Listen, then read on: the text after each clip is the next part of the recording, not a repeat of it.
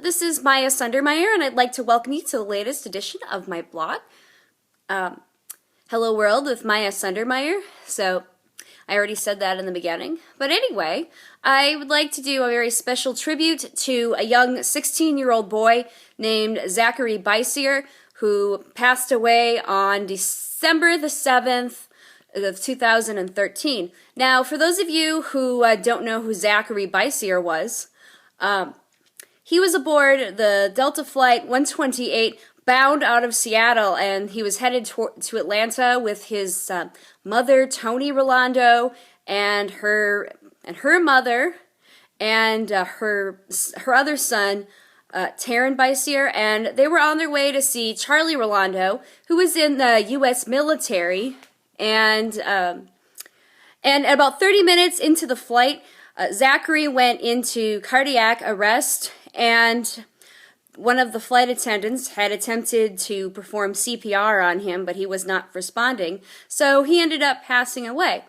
And so they ended up having to land in Spokane, Washington to take care of the problems. But the reason why I am doing this video are for two reasons. One, I worked with Charlie Rolando, who is the stepfather of Zachary, and I was there when Charlie married Tony, and I am so happy that they got married, because the other reason they got married because Zachary has cerebral palsy, or he had cerebral palsy and a severe case of autism. And I had spent a few occasions with Zachary. I first heard about him in mid-2005 through one of Tony's brothers, who I also used to work with. And I was mentioning that I had Asperger's syndrome, and that's when Ryan told me that he had a sister that had a son with cerebral palsy and severe autism. And then I talked to Charlie about it, and he told me about his cerebral palsy, and then he told me about his autism. And I met him in June of 2006, and Zachary was 9 years old, and I didn't really see the cerebral palsy, but I could tell he was autistic. I could tell by the moaning, and I could tell by the facial features. It's just, when you live on the autism spectrum, you notice little details like that when somebody's autistic. And he couldn't. He was 9 years old. He couldn't talk. He couldn't walk. His mom was giving him baby food.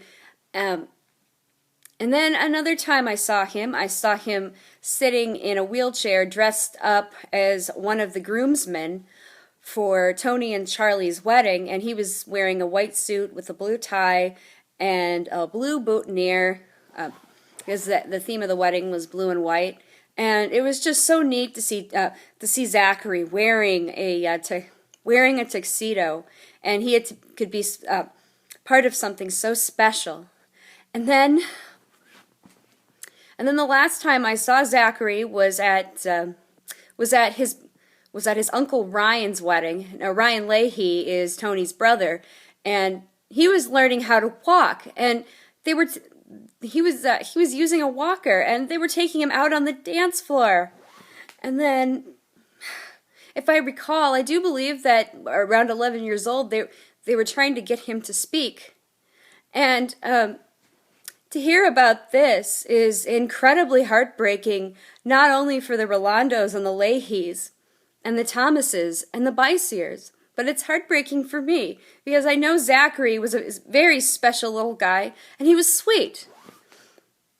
And, of course, you can't tell that I'm crying. I'm crying on the inside.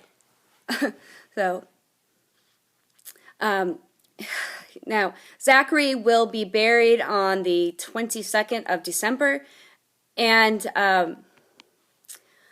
if you would please look below at the address, or at the web address, and please make a contribution so that the Rolandos can bury him on the 22nd next weekend. That would be great. So until next time, I'm Miyah Sundermeyer, and I'm signing off now. Bye.